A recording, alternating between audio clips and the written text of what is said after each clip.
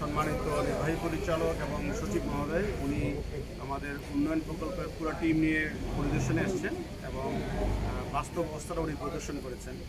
এবং উনি আজকে আমাদের জেলা পর্যায়ের জেলা প্রশাসক, রোডসের এক চেন, পানি উন্নয়ন বোর্ডের এক চেন, তারপরে এলজির এক চেন, সে ওনারা সবাই আসছেন এটা সমন্বয় করার জন্য। এই সেতুটি আসলে 1.85 কিলোমিটার একটা সেতু। বাংলাদেশের প্রথম একটি ক্যাবেল স্টেট সেতু হচ্ছে, যেখানে খুবই পরিবেশ বান্ধব একটা সেতু হতে যাচ্ছে, যে এই সেতুতে আসলে কোনো রকমের নাব্যতা সংকটের কোনো সমস্যা তৈরি হবে না।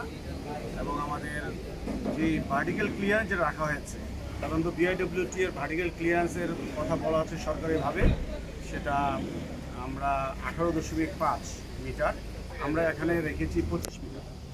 এবং এটা ভবিষ্যৎকে পরিকল্পনা রেখে আমরা এটা করা হয়েছে। এবং যখন ভবেরচর থেকে আপনি যখন এটা ঢাকা চট্টগ্রাম সড়কে, মহাসড়কের এখান থেকে ভবেরচর থেকে যখন এটা উঠবে, এই সেতুটি জন্য 5.5 কিলোমিটারের সংযোগ সড়ক ওখানে রাখা হয়েছে। সেই সড়কটি আসলে 4 লেন হবে, সড়ক 4 লেন হবে, ব্রিজটাও হচ্ছে 4 লেনের। এর মধ্যে মূল 4 লেন এবং দুটো সার্ভিস লেন আছে, মোট 6 লেন। এই পাশে এসে 2 কিলোমিটার একটা আছে, আপনার অ্যাপ্রোচ রোড আছে।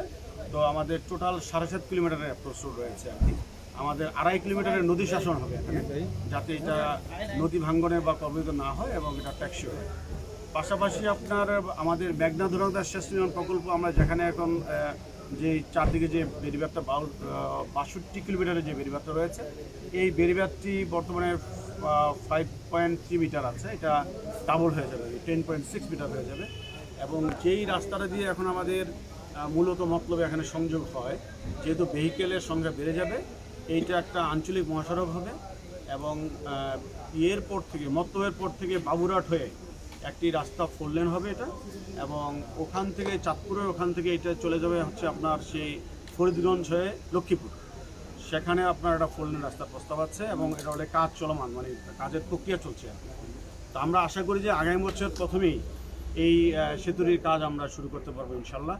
সেই পাশাপাশি অন্যান্য যে সংশ্লিষ্ট কর্তৃপক্ষ যারা রয়েছে, যারা এটার ভেহিকেলের চাপটা করার জন্য অন্যান্য ডিপার্টমেন্ট যারা কাজ করছে, তাদের কাজগুলো একই সাথে চলবে।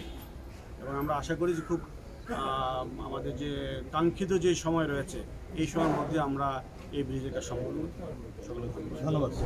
এই জিনিসটা যে নির্মাণ ব্যয় কত করা হয়েছে? মেঘনা ধনগদা নদীর উপরে মতলব উত্তর চাঁদপুর, উত্তর গজারিয়া যে সেতু হচ্ছে সেতু, এই সেতুর যে নির্মাণ ব্যয়, এই নির্মাণ ব্যয় বর্তমানে আছে 4,783 কোটি টাকা।